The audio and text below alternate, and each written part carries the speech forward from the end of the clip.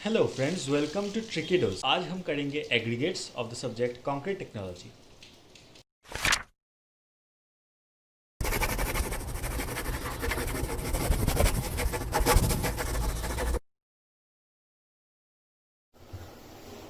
चलिए अब हम देखते हैं स्ट्रेंथ ऑफ एग्रीगेट क्या होता है। स्ट्रेंथ जो होता है एग्रीगेट का, it is the ability of aggregate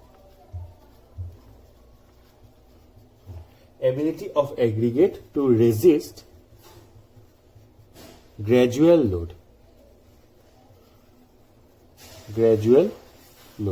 तो एग्रीगेट का जो एबिलिटी है ग्रेजुअल लोड को रेजिस्ट करना, उसी प्रॉपर्टी को हम लोग बोलते हैं स्ट्रेंथ। ये हम क्यों फाइंड करते हैं, एग्रीगेट के प्रॉपर्टी में स्ट्रेंथ को हम लोग क्यों निकालते हैं? क्योंकि जो एग्रीगेट का जो स्ट्रेंथ होगा वो जितना ज्यादा होगा, कंक्रीट का स्ट्रेंथ भी ज्यादा होगा। मतलब एग्रीगेट का स्ट्रेंथ डायरेक्टली गवर्न करता है कंक्रीट के स्ट्रेंथ को, इसलिए हमें एग्रीगेट का स्ट्रेंथ वैल्यू निकालना पड़ेगा। स्ट्रेंथ वैल्यू निकालने के लिए सबसे पहले हम एग्रीगेट को सीव से पास करेंगे। जो एग्रीगेट है उसको 12.5 mm के सीव से पास होने देंगे और 10 mm वाले सीव में सेटल हो जाने देंगे, रिटेन होने देंगे। तो एग्रीगेट 12.5 mm सीव से पास करेगा और 10 mm सीव में रिटेन होगा। ऐसे जो एग्रीगेट्स होंगे वो ही हमारा क्या बनेगा, सैंपल बनेगा। अब इस सैंपल को क्या करेंगे हम लोग, एग्रीगेट क्रशिंग वैल्यू टेस्ट करेंगे। एग्रीगेट क्रशिंग वैल्यू टेस्ट से हमें जो रिजल्ट मिलता है उसी से हम लोग एग्रीगेट का स्ट्रेंथ निकालेंगे। तो इस सैंपल को क्या करेंगे,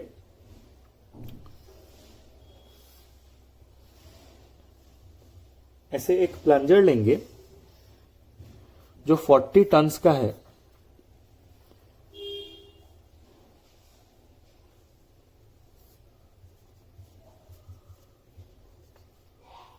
फोर्टी टन्स का प्लंजर है और यहां पे इस सैंपल को रख देंगे।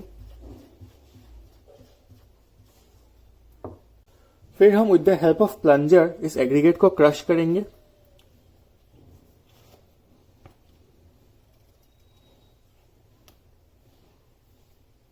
ये जो लोडिंग होगी ये ग्रेजुअल लोडिंग होगी।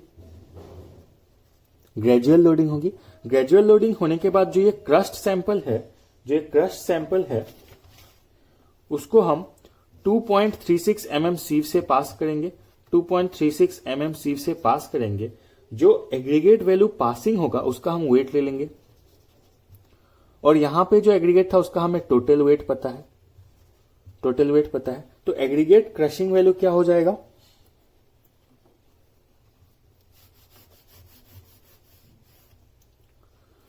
एग्रीगेट क्रशिंग वैल्यू ACV जिसको बोलते हैं, वो हो जाएगा weight of aggregate passing 2.36 mm sieve divided by total weight of aggregate। मतलब कि जो ये क्रश सैंपल था, वो क्रश सैंपल को हमने, इसका ये टोटल वेट x था और ये क्रश सैंपल को हमने 2.36 mm सीव से पास किया तो उसका टोटल वेट निकला y। तो ACV क्या हो जाएगा, ACV हो जाएगा y by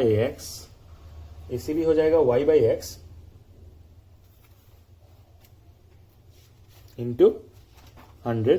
तो ये जो वैल्यू आएगा, ये value ACV should be less than 30% for pavement construction and ACV should be less than 45% for general construction। ठीक है, तो ये था strength of aggregate. Toughness of aggregate क्या होता है, the ability of aggregate to resist impact loading is called toughness. तो toughness हम लोग क्यों निकालते हैं? एग्रीगेट इंपैक्ट लोडिंग कितना अच्छे से ले सकता है इसलिए निकालते हैं। और ये जो टफनेस होता है, जो टफनेस ऑफ एग्रीगेट है, ये जितना हाई होगा, कंक्रीट का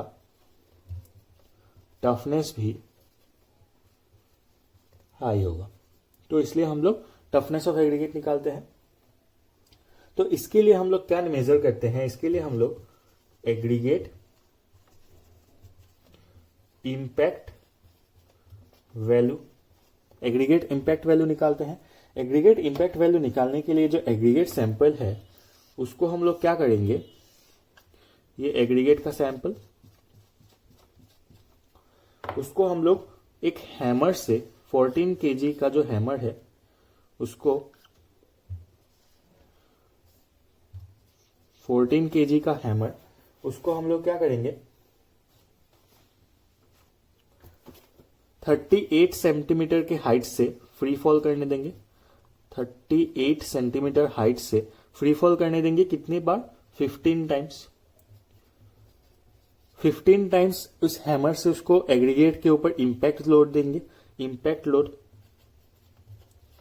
38 सेंटीमीटर का फ्री फॉल,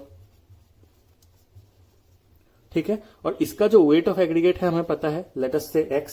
अब ये जो इंपैक्ट लोडिंग से पास होने वाला एग्रीगेट है, 15 ब्लोज मिल चुका है इस एग्रीगेट को, इसको हम लोग क्या करेंगे, 2.36 mm सीव से पास कराएंगे। जो पास होगा, जो वेट ऑफ एग्रीगेट पासिंग होगा, उसका वैल्यू होगा y। तो एग्रीगेट इंपैक्ट वैल्यू क्या हो जाएगा, y/x into 100। So weight of aggregate passing the 2.36 mm sieve divided by total weight of aggregate taken in the impact test will be the aggregate impact value। और ये जो aggregate impact value है ये भी should be less than 30% for pavement construction and should be less than 45% for general construction।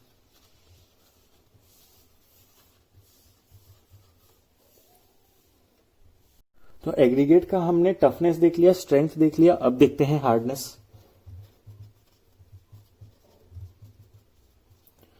Hardness of aggregate क्या होता है, the resistance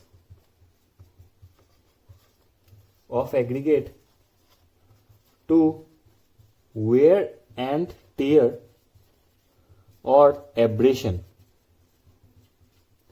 abrasion के अगेंस्ट जो एग्रीगेट का रेजिस्टेंस होता है उसको हम लोग हार्डनेस बोलते हैं।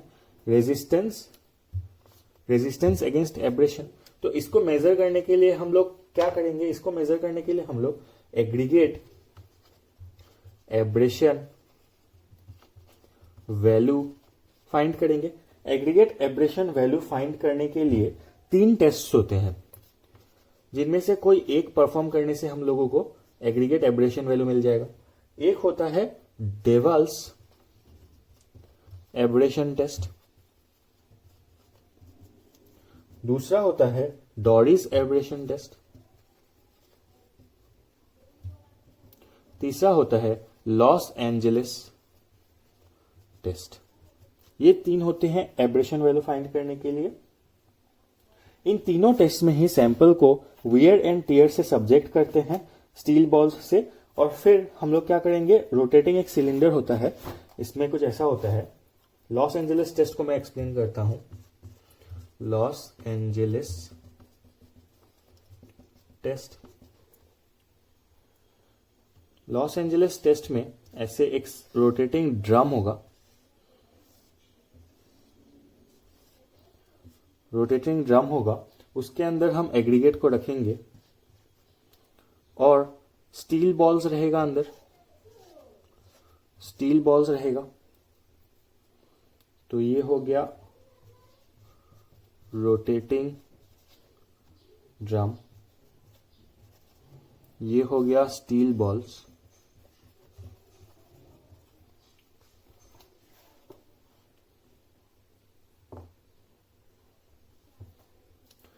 इसके बाद हम लोग क्या करेंगे, इस ड्रम को घूमने देंगे, ड्रम को घूमने देंगे 30 to 30 to 33 आरपीएम तक ये ड्रम घूमेगा।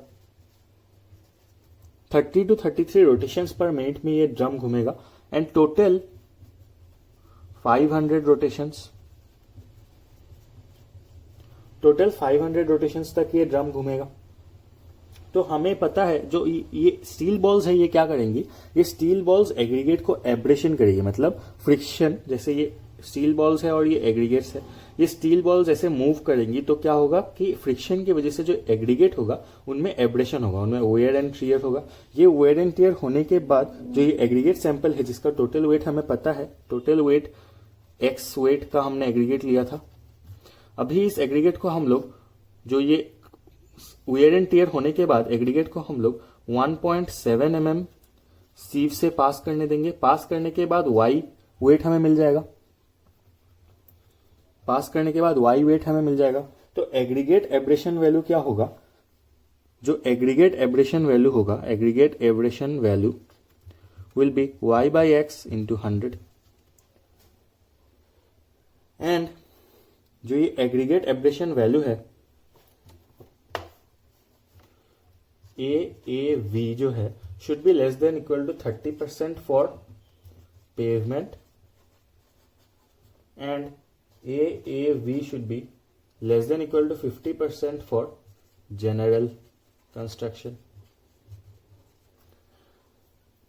तो ये हमने देख लिया एग्रीगेट का स्ट्रेंथ, हार्डनेस और टफनेस, तीनों चीज हमने देख लिया।